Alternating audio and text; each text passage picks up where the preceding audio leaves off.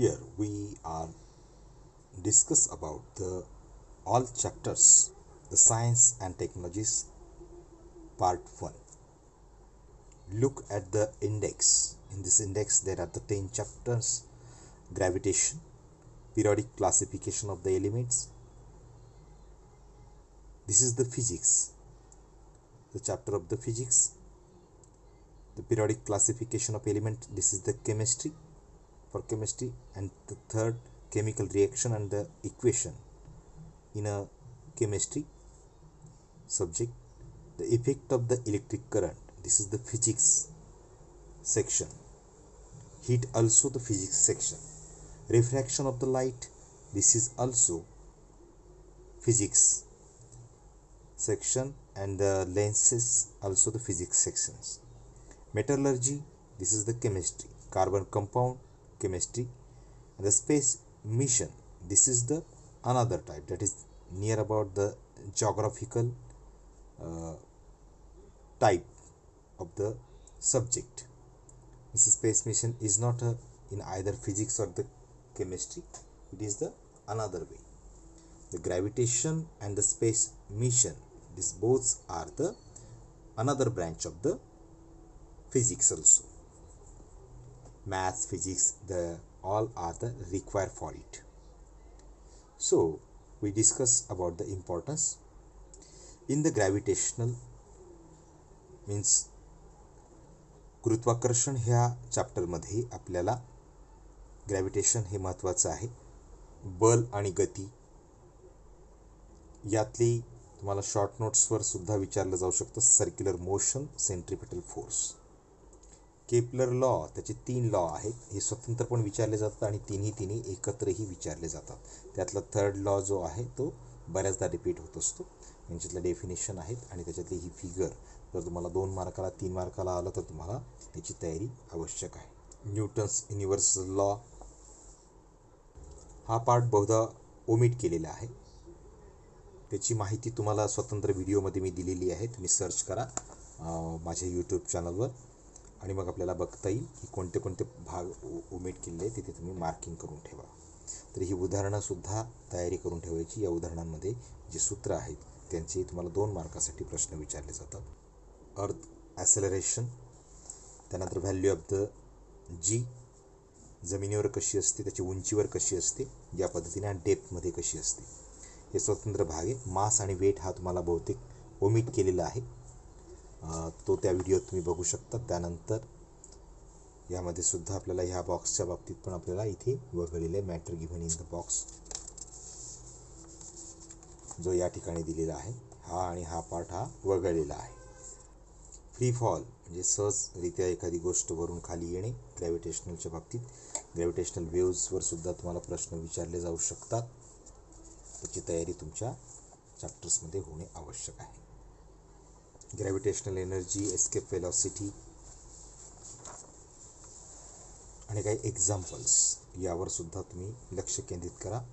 या चौकटीतल्या भागा तुम्ही सोडू शकता. नेक्स्ट चॅप्टर ज्यामध्ये periodic classification of the elements दिलेला आहे. तर आपल्याला यामध्ये क्लासिफिकेशन ऑफ द एलिमेंट्स हा पार्ट आपल्याला सोडून द्यायचा आहे. तो पान नंबर 16वरील जो दिलेला आहे क्लासिफिकेशन, की हा जो भाग आहे, कारण याच्यावर काय चेंजेस असतील किंवा ते लक्षात ठेवण्याची आवश्यकता नाही. डोबे-रायनर्स ट्राईड, त्यानंतर न्यूलँड्स ऑक्टेव्ह, त्यानंतर मेंडेलिव्हज पिरियॉडिक टेबल, हा जुना मेंडेलिव्ह पिरियॉडिक टेबल आहे. त्यानंतर त्याचे मेरिट्सवर सुद्धा प्रश्न विचारले जाऊ शकतात. हे 3 ते 4 मेरिट्स आहेत. हे बघा इथपर्यंत आहेत ते मेरिट्स, आणि हे मेरिट्सवर विचारले गेलेले आहेत आत्तापर्यंत. त्यानंतर डिमेरिट्समध्ये सुद्धा तुम्हाला बघणार की डिमेरिट्ससुद्धा इम्पॉर्टंट आहेत या चॅप्टरमध्ये. मॉडर्न पिरियॉडिक लॉच्या रचनेबाबतीत, ज्याला आपण long form of the periodic table Moseley यांनी शोधलेला, तर याच्यावर सुद्धा आपल्याला डिस्कशन झालं पाहिजे. त्यानंतर मॉडर्न पिरियॉडिक टेबल, त्याची रचना, स्ट्रक्चर म्हणतो आपण त्याला, की कशा प्रकारच्या रचना, त्याच्या 7 आणि 18 काय आहेत याविषयी सुद्धा माहिती आहे. त्याच्या त्या ग्रुप्समध्ये कसे डिव्हिजन पाडलेले आहेत ते ह्या भागामध्ये दिलेले आहेत. ते ब्लॉक्स कोणते कोणते आहेत ते तुम्ही पाहू शकता. पिरियड्स आणि इलेक्ट्रॉनिक कॉन्फिगरेशनविषयी, त्यानंतर त्याच्या यामध्ये कशा पद्धतीचे नंबर्स दिलेले आहेत आणि त्याच्या ह्या ऑर्बिटल्सच्या बाबतीत काय काय म्हटलेलं आहे हे सुद्धा तुम्ही याची तयारी करा. व्हॅलन्सी, त्यानंतर ॲटॉमिक साईज याविषयी सुद्धा यामध्ये बऱ्याचशा गोष्टी आपल्याला सांगता येतील. त्यानंतर मेटॅलिक कॅरेक्टर जे आहेत त्यामध्ये पण आपल्याला बघा की हे मेटॅलिक कॅरेक्टर्स काय याच्यातून सांगतात की उभे आणि आडवे या भागांमध्ये वाढतं एक तर कमी होतं. या दोन गोष्टींमध्ये आपल्याला या तिन्ही गोष्टीच्यात पाहता येतील, वाढ आणि घट होणे. त्यानंतर त्याच्या हॅलोजन फॅमिलीच्या बाबतीत सुद्धा इथे दिलेलं आहे. Chemical reaction and the equation या चॅप्टरमध्ये त्याची तयारी करताना तुम्हाला नेमक्या रासायनिक अभिक्रिया, त्या अभिक्रिया कशा होतात याविषयी आपल्याला जाणून घ्यायचं आहे. त्याचं रायटिंग स्किल कसं असतं, कशा पद्धतीने लिहिलं जातं, त्याच्या स्टेप वाईज दिलेले आहेत. तर तुम्हाला एखादा नमुना म्हणून तुम्ही त्याची तयारी करू शकता. यामध्ये त्याला बॅलन्स कसं केलं जात असतं, त्याच्या स्टेप्स काय, तर या स्टेप्सवर सुद्धा प्रश्न दरवर्षी विचारला जात असतो. त्यामुळे ह्या 4 ते 5 स्टेप्स असतात. तर ह्या तुम्हाला कोणतं तरी ही एक तर रिॲक्शन्स आहेच दिलेली NaOH आणि H2SO4ची, पण आणखी पण तुम्हाला तयार करता येतील आणि पुस्तकात पण दिलेले आहेत. त्यानंतर याच्या types of the chemical reaction दिलेले आहेत. कॉम्बिनेशन, डिकम्पोजिशन हे शॉर्ट नोट्ससाठी विचारले जातात. डिकम्पोजिशनचे टाईपसुद्धा आपल्याला विचारले जात असतात. त्यानंतर डिस्प्लेसमेंट नावाची एक रिॲक्शन, डबल डिस्प्लेसमेंट, एक्झोथर्मिक आणि एंडोथर्मिक टाईप्सचे प्रोसेस जे आहेत ते याच्यात दिलेले आहेत. हे सुद्धा विचारले जातं. एंडोथर्मिक आणि एक्झोथर्मिकवर तुम्हाला प्रश्न विचारले जातात.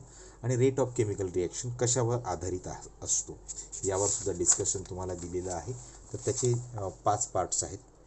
Nature, size of the particle, त्यानंतर concentration of the reactant, temperature of the reaction, तर याचा स्वतंत्रपणे कॅटलिस्टसुद्धा. तर हे जे भाग आहेत हे एकाच factor affecting the rate of chemical reaction यावर त्याची तयारी करायची. त्यानंतर ऑक्सिडेशन रिडक्शनवर तुम्हाला डिस्टिंग्विश विचारलं जाऊ शकतं आणि रेडॉक्स रिॲक्शनसुद्धा आहे. या रेडॉक्स रिॲक्शन्स बाबतीत सुद्धा इथे तुम्हाला दिसून येईल की आपल्याला ती जी रिॲक्शन ज्याच्यामध्ये ऑक्सिडेशन आणि रिडक्शनसुद्धा एकत्रितरित्या आढळतं तिला आपण रेडॉक्स रिॲक्शन असं म्हणत असतो. त्यानंतर कोरोजनवर तुम्हाला त्याच्यातला प्रश्न विचारला जाऊ शकतो, मात्र त्याचं साधारणपणे 2 म्हणजे का कारणं होतात, कसं होतं कोरोजन, तर याला आपण इथे दिलेलं आहे. याचं डिटेल नंतरच्या एका चॅप्टरमध्ये आहे. रॅन्सिडिटीवर सुद्धा नोट्स येऊ शकतात. तर अशा पद्धतीने याच्यात आहे. हे 4थं चॅप्टर जे आहे ते इफेक्ट ऑफ द इलेक्ट्रिक करंटवर आहे. तर यामध्ये energy transfer of the electric circuit, heating effect याविषयी माहिती दिलेली आहे. Unit of the electric power हे सुद्धा इथे दिलेलं आहे बघा. पॉवरची माहिती, त्याच्यातलं ते युनिट कोणतं आहे. त्यानंतर ही आकृतीसुद्धा बऱ्याचदा विचारली जात असते. या चॅप्टरमध्ये आकृत्याही महत्त्वाच्या, त्याला वेटेजसुद्धा जास्त आहे. आणि एक विद्युतधारा कशी वाहते ती या सेगमेंटमध्ये दिलेलं आहे. त्यानंतर मॅग्नेटिझमच्या बाबतीतला एक प्रयोग आहे. मॅग्नेटिझम हे इफेक्ट जे आहे, हिट जे इलेक्ट्रिक करंटमुळे तयार होणारं जे आहे ते एकेकाचा इथे भाग इथे दिलेला आहे. तर हा पण एक भाग आपण तयारीत ठेवायचा. ओरोस्टेड शास्त्रज्ञांनी याचे काही प्रयोग केले, ते स्वतंत्र प्रयोगसुद्धा प्रश्नाला विचारले जातात. त्यानंतर राईट हँड थंब रूल अनेकदा विचारलेला प्रश्न आहे आणि सहज सोपा आहे. त्यानंतर याच्यातलं जे लूपमधून कशा पद्धतीने कंडक्टिंग वायर जात असते, करंट जात असतं, मॅग्नेटिझम प्रोड्यूस होत असतं त्याची माहिती आहे. सोलोनाईडची सुद्धा बऱ्याचदा इम्पॉर्टंट आकृती मानली जात असते. त्यानंतर त्याचं मॅग्नेटिझमविषयी हे प्रयोग जे आहेत छोटे छोटे, तर याच्यावर सुद्धा एक स्वतंत्रपणे 2 मार्कासाठी प्रश्न येऊ शकतो. हे फ्लेमिंग लेफ्ट हँड रूल यांची स्वतंत्र तयारी करून ठेवायची. आता इलेक्ट्रिक मोटर जी आहे ती तुम्हाला विचारलं जाऊ शकते. इलेक्ट्रिक मोटरची रचना जी आहे त्या रचना, वर्किंग, आपण ज्याला म्हणतो स्ट्रक्चर, वर्किंग आणि त्याच्यातलं जे फंक्शन आहे किंवा कशा पद्धतीने ते काम होत असतं ते याच्यात विचारलं जाऊ शकतं.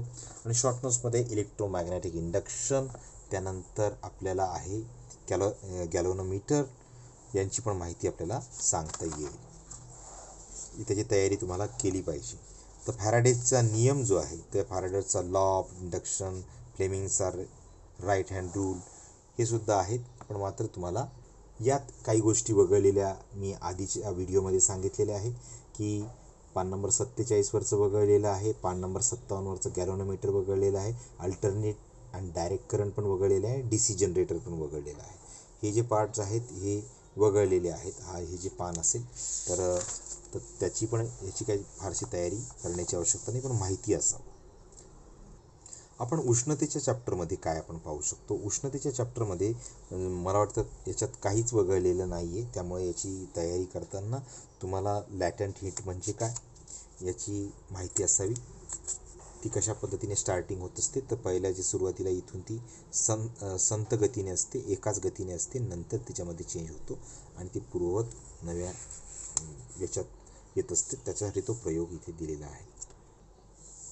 रेग्युलेशन शॉर्ट नोट्ससाठी विचारले जातात. ॲनॉमॅलस बिहेवियर याच्यावर प्रश्नही विचारला जातो, रिझन पण विचारलं जातं आणि याची प्रयोग ग्राफ. पण ॲक्च्युली हा प्रॅक्टिकलला विचारला जाणारा प्रश्न जास्त असल्यामुळे याच्यावर प्रश्नांची संख्या कदाचित कमी असू शकते. होप्सच्या ॲपरेटसची फिगर येऊ शकते, शिवाय याची माहिती पण येऊ शकते की हा प्रयोग कसा होतो. एका वर्षी विचारलं गेलेलं आहे याच्यावर की होप्सच्या उपकरणाचा उपयोग आणि कसा कार्यपद्धती आहे ती सांगा.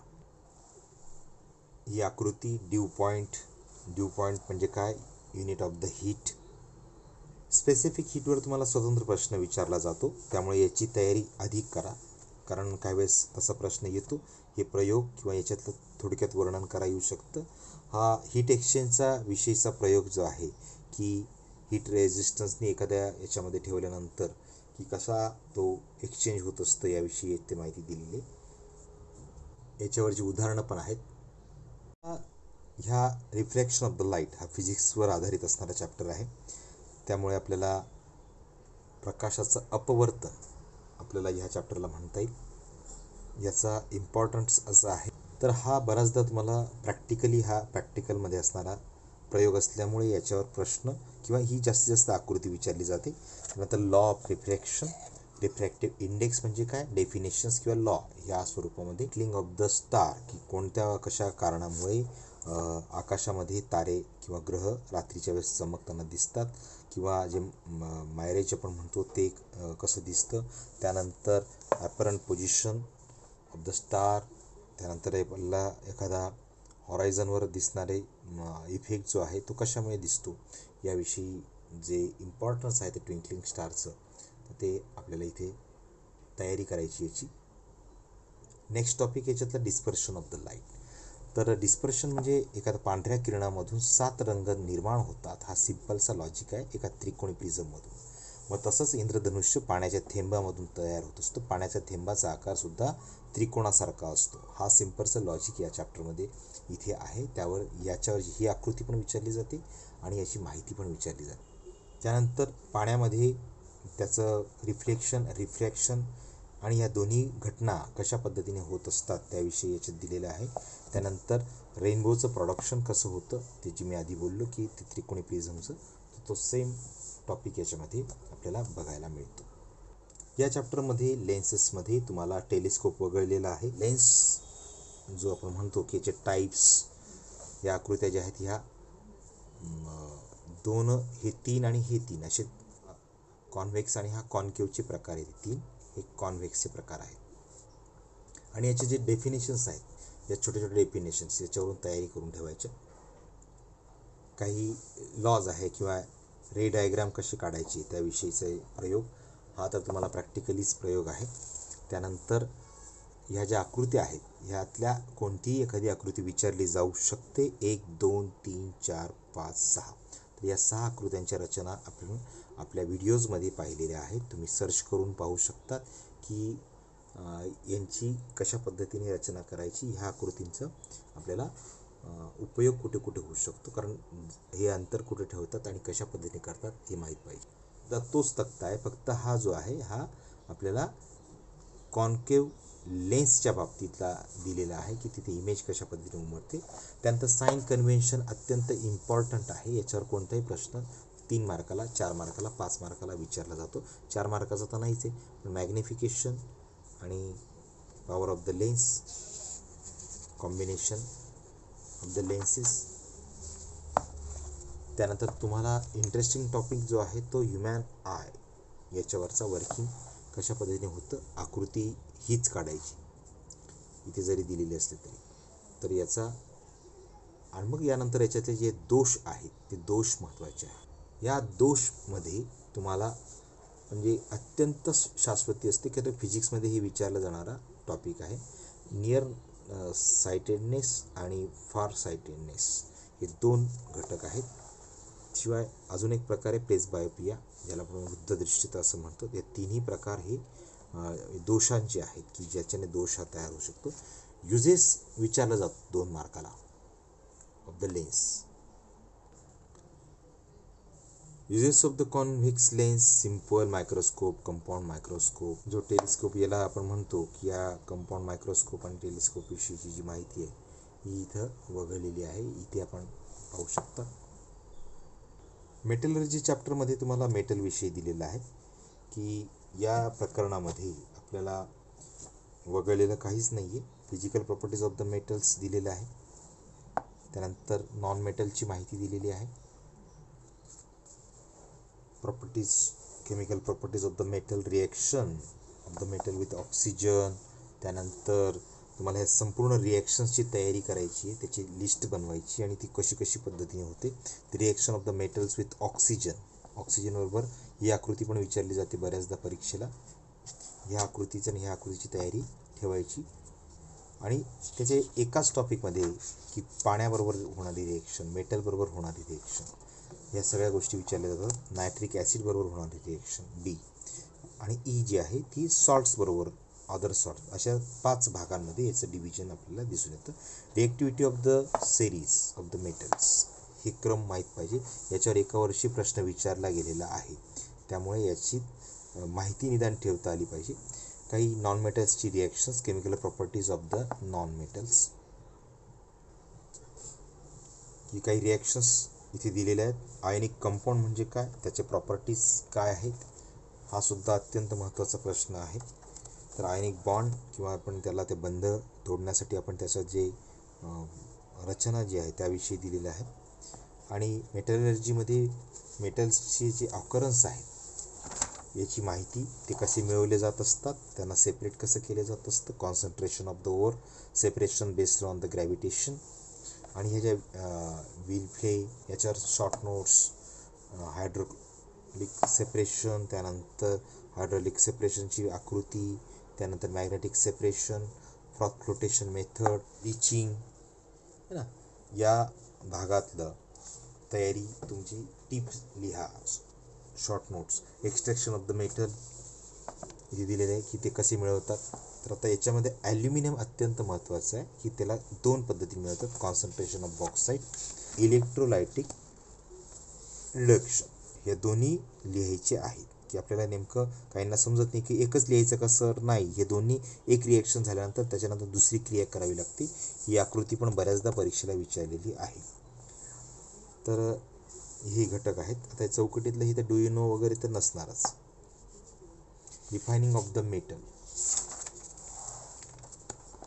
कोरोजनमध्ये त्याचं प्रिव्हेन्शन कसं करायचं, त्या कोरोजन घडताना त्याची काही दैनंदिन जीवनातली उदाहरणं, प्रिव्हेन्शन करण्यासाठी त्याला काय काय केलं पाहिजे. तर गॅल्वनायझिंग, टिनिंग, त्यानंतर ॲनोडायझिंग, त्यानंतर इलेक्ट्रोप्लेटिंग, त्यानंतर अलॉईंग, हे जे आहेत हे 5 प्रकार जे आहेत हे निदान 2-2 ओळीत तुम्हाला लिहिता आले पाहिजे.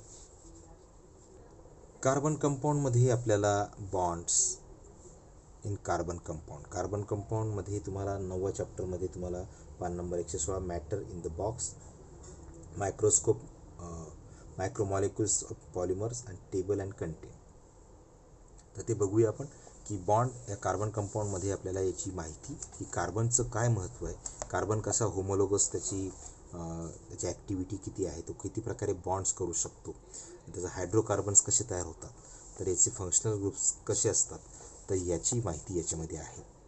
त्यामुळे हे चॅप्टरसुद्धा केमिस्ट्रीचं अत्यंत महत्त्वाचं चॅप्टर आहे की बॉन्ड होत असताना की इथे बघा, इथे दिले डबल बॉन्ड म्हणजे काय, तो कसा होतो, तर ते यात दिलेलं आहे या चॅप्टरमध्ये. त्यानंतर याचा जे कंटेंट आहे की व्हर्सेटाईल म्हणून त्याला का मानलं जातं, कार्बन हा सर्वत्र आढळतो असं का, त्याचे काही कॅरेक्टरिस्टिक्स त्याच्यात दिलेले आहेत, त्याचीसुद्धा तुम्ही तयारी झाली पाहिजे. त्यानंतर तर एक कार्बन कंपाऊंडची ही जी माहिती जरी असेल तरी साधारणपणे त्याला कुठे मिळतो, काय करतो, तो कुठे कुठे आढळून येतो, तर ही एक दिलेली माहिती. मॉलिक्युलर मासेस, तर स्ट्रक्चर्स कसे तयार होतात, त्यानंतर स्ट्रेट चेन, ब्रँच चेन म्हणजे काय,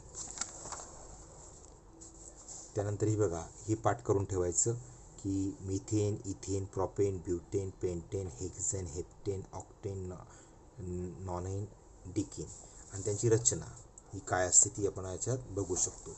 याच्यावर बऱ्याचदा बोर्डाने प्रश्न विचारलेला आहे, हा विचारलेला आहे. यांची आकृती काढा. ही पूर्ण 1, 2, 3, 4, 5, 6, 7 हे जे सगळे आहेत या सगळ्यांची तयारी तुमची झाली पाहिजे. फंक्शनल ग्रुप काय आहेत की जे कसे प्रत्यक्ष काम करतात, अल्कोहोल, अल्डिहाइड, कीटोन, कार्बॉक्झिलिक, इथर, इस्टर यांची माहिती पाहिजे. नायट्रोजनमध्ये अमाइन, होमोलॉगस सेरीज म्हणजे सारखे असणारी ती सेरीज, आणि ही सेरीज कशी तयार होते ती या तक्त्यांवरून आपल्याला सहज समजू शकतं. मिथेनॉल अल्कोहोल बरोबर असेल तर, आणि इथिन आणि ब्युटेन, इथेन, मिथेन, ब्युटेन हे नावं आपल्याला इथे पाहता येतात. Nomenclature of the carbon compound हा पण एक भाग. नावं देण्याची पद्धती IUPAC सिस्टीममध्ये नॉमेनक्लेचर ही एक इंटरनॅशनल युनियन आहे, तिचं नाव आहे आणि तिच्या स्टेप्स आहेत, ते कसे द्यायचं, कंपाऊंडचं नाव कसं तयार होत असतं. हायड्रोकार्बन, याच्यामध्ये कार्बन आणि हायड्रोजन एकत्र असतो म्हणून याला हायड्रोकार्बन असं म्हटलं जात असतं. त्याच्या स्टेप्स दिलेल्या आहेत.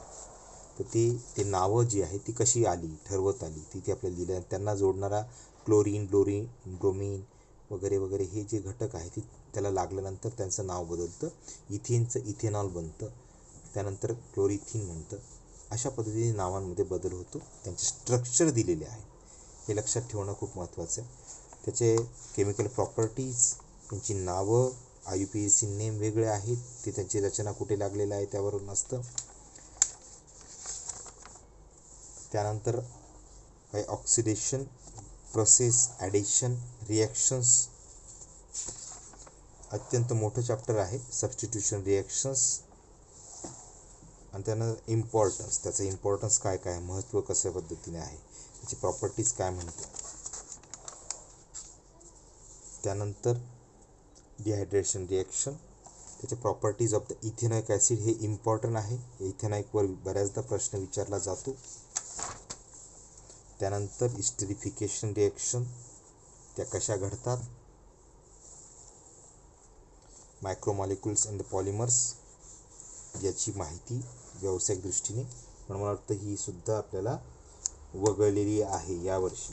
टेबल आणि काही कंटेंट्स जे आहेत त्याच्यातले हे वगळलेले आहेत, परंतु आपल्याला स्ट्रक्चर म्हणून माहिती असावं, कारण कधीतरी टेफ्लॉन वगैरे विचारतात त्याचं काढण्यासाठी, त्यामुळे याची एकेकाची सराव आपण केली पाहिजे. त्यांनी जरी सांगितलं तरी ते तक्ते आपण सोडू शकत नाही, याची आपण आपल्याजवळ तयारी असली पाहिजे. लास्ट चॅप्टर आपलं स्पेस मिशन, याच्यामध्ये स्पेसविषयीची माहिती दिलेली आहे. स्पेसमध्ये ज्या मिशन्स झाल्या त्यांच्याविषयी माहिती, तिथे नेमका आर्टिफिशियल सॅटेलाईट कसा पाठवला जात असतो, त्याची गरज काय, याविषयी इथे मिशन्सविषयी माहिती दिलेली आहे. तर कोणते ग्रह सोडण्यात आले, त्या ग्रहांची नावं इथे दिलेली आहेत, त्याविषयी तुम्ही लिहू शकता. त्याचे टाईप्स ऑफ द सॅटेलाइट्स किती प्रकारचे आहेत, वेदरविषयी, कम्युनिकेशनविषयी, ब्रॉडकास्टविषयी, नॅव्हिगेशनलविषयी, त्याची कामं काय काय आहेत, आणि आत्तापर्यंत कोणती सोडलेली आहेत ही त्याच्यात दिलेली आहे. आणि हा तिथे गेल्यानंतर स्थिर कसा करतात आर्टिफिशियल सॅटेलाईट, आणि तो तिथे गेल्यानंतर त्याचं वर्किंग, त्यानंतर त्याचा पृथ्वीपासून काही अंतरावर त्याचं मीडियम, त्याचं ऑर्बिट, या ऑर्बिटल क्षेत्रामध्ये त्याचं काम कसं चालतं, एवढंच परिचयात्मक तुम्हाला आपल्याला दिलेलं आहे. तर अशा रीतीने तुम्ही याच्यात पाहू शकता. त्यानंतर सॅटेलाईट लॉन्चिंग व्हेकल कसं असतं आणि ते कसं काम करतं ही याच्यात भाग दिलेला आहे. तर याची space mission from the earth, त्यानंतर विशिष्ट सायंटिस्ट लोकांची माहिती आहे, मून मिशन काय होतं, त्यानंतर मंगळावरचं सुद्धा मिशनचं माहिती दिलेली आहे. आणि ह्यांची का महत्त्वाचं आहे, इंडिया आणि स्पेस टेक्नॉलॉजी महत्त्वाचं का आहे की विद्यार्थ्यांनी या क्षेत्राकडे वळावं असा साधारणसा हेतू याच्यामध्ये आहे. तर या चॅप्टरप्रमाणेच आपल्याला इथे हा भाग संपला की आपण इथे याची तयारी करण्यासाठी नक्कीच प्रयत्न करा. धन्यवाद.